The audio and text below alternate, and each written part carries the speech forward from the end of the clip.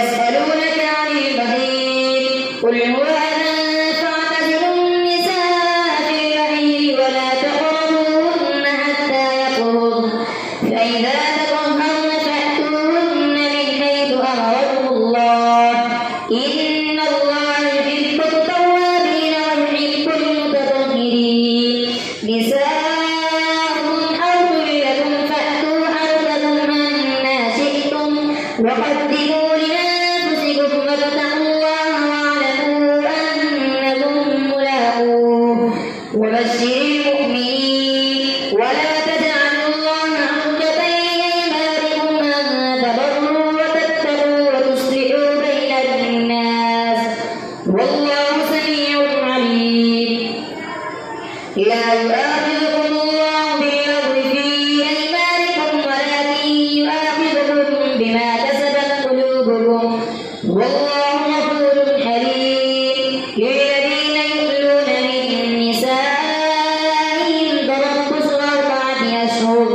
فإن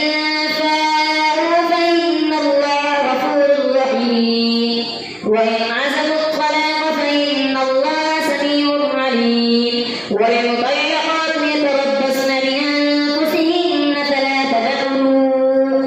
ولا يحل لهن أن يكتمن ما خلق الله في أرحامهن إن كن يؤمن بالله واليوم الآخر وبعولتهن أحق بردهن في ذلك إن أرادوا إصلاحا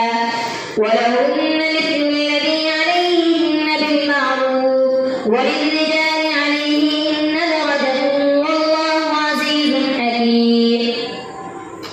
الطلاق 2 فإمساك بمعروف أو تسريح بإحسان ولا يحل لكم أن تأخذوا مما آتيتموهن شيئا إلا أن يخافا ألا يقيما حدود الله فإن خفتم ألا يقيما حدود الله فلا جناح عليهما فيما افتدت به تلك حدود الله فلا تعتدوها ومن يتعد حدود الله فأولئك هم الظالمون. فإن طلقها فلا تحل له من بعد حتى تنكح زوجا غيره فإن طلقها فلا جناح عليهما أن يتراجعا إن ظنا أن يقيما حدود الله وتلك حدود الله يبينها لقوم يعلمون. وإذا طلقتم النساء فبلغن أجلهن فأمسكوهن بمعروف أو سرحوهن بمعروف ولا تمسكوهن ضرارا لتعتدوا ومن يفعل ذلك فقد ظلم نفسه ولا تتخذوا آيات الله هزوا واذكروا نعمة الله عليكم وما أنزل عليكم من الكتاب والحكمة يعظكم به واتقوا الله واعلموا أن الله بكل شيء عليم. الله أكبر. سمع الله لمن حمده. الله أكبر.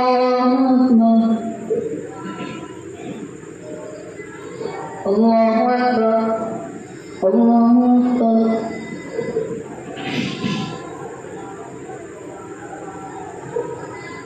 الله أكبر.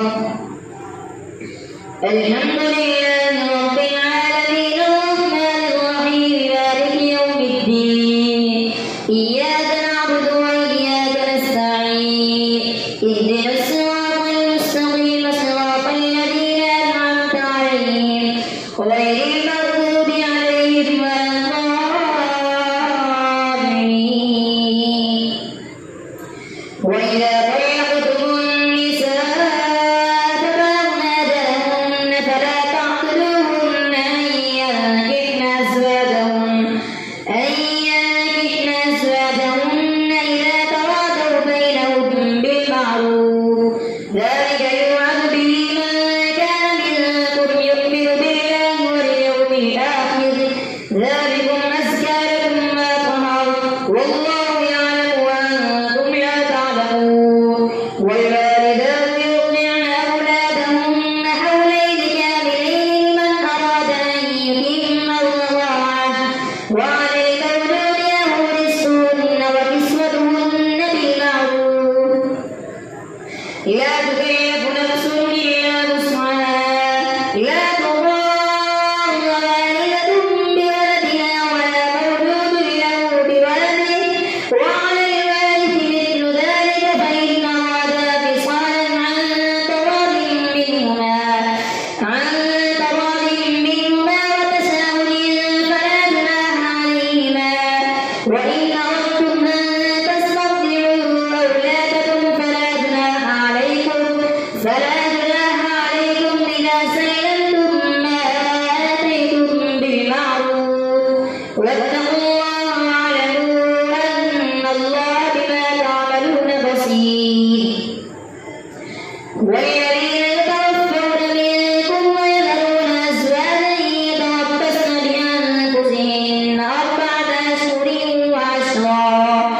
فإذا بلغن أجلهن فلا جناح عليكم فيما فعلن في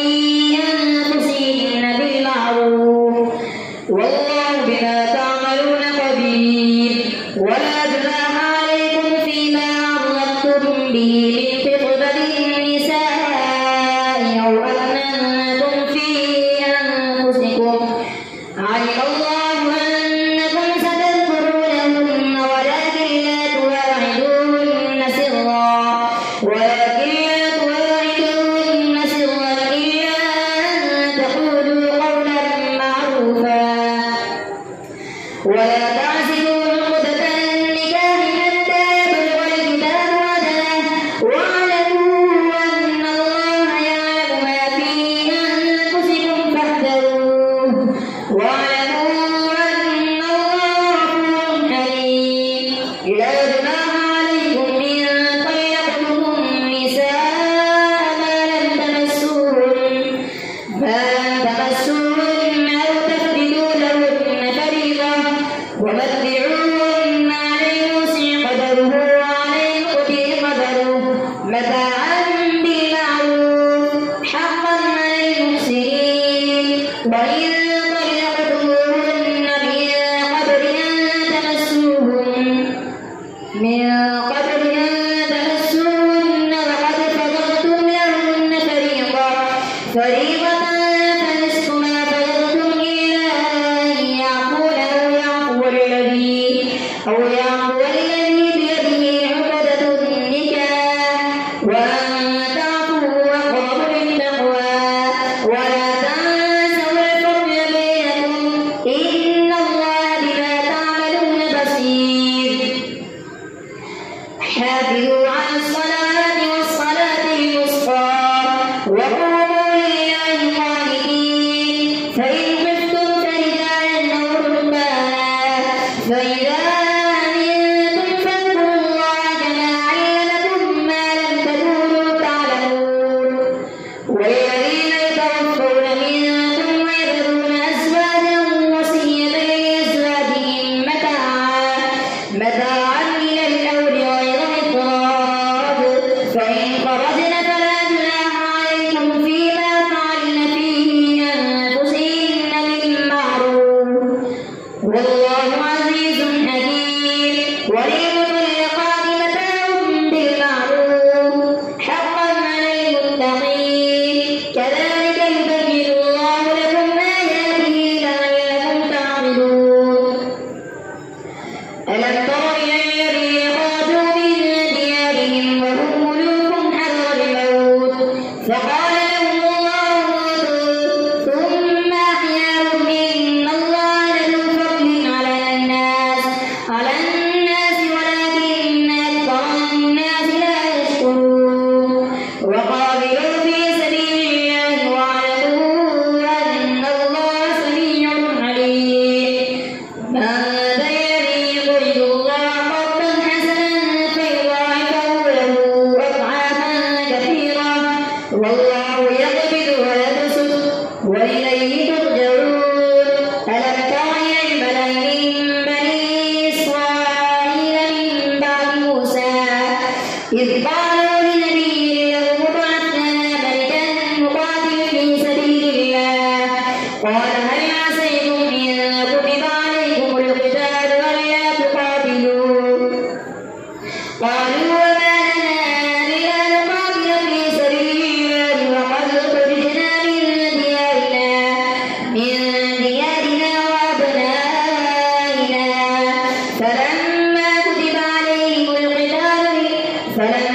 كتب عليهم القتال تولوا إلا قليلا منهم والله عليم بالظالمين وقال لهم نبيهم إن الله قد بعث لكم طالوت ملكا قالوا أنى يكون له الملك علينا ونحن أحق بالملك منه ولم يؤت سعة من المال قال إن الله اصطفاه عليكم وزاده بسطة في العلم والجسم والله يؤتي ملكه من يشاء والله واسع عليم وقال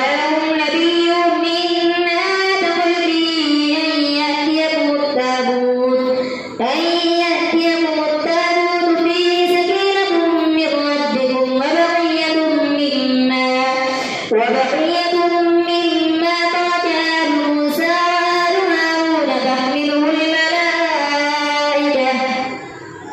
إن في ذلك لآية لكم إن كنتم مؤمنين فلما فصل طالوت بالجنود قال إن الله مبتليكم بنهر فمن شرب منه فليس مني ومن لم يطعمه فإنه مني إلا من اغترف غرفة بيده فشربوا منه إلا قليلا منهم فلما جاوزه والذين آمنوا معه قالوا لا طاقة لنا اليوم بجالوت وجنوده قال الذين يظنون أنهم ملاقو الله كم من فئة قليلة غلبت فئة كثيرة بإذن الله والله مع الصابرين ولما رأسوا لجالوت وجنوده قالوا ربنا أفرغ علينا صبرا وثبت أقدامنا وانصرنا على القوم الكافرين فهزموهم بإذن الله وقتل داود جالوت وآتاه الله الملك والحكمة وعلمه مما يشاء ولولا دفع الله الناس بعضهم ببعض لفسدت الأرض ولكن الله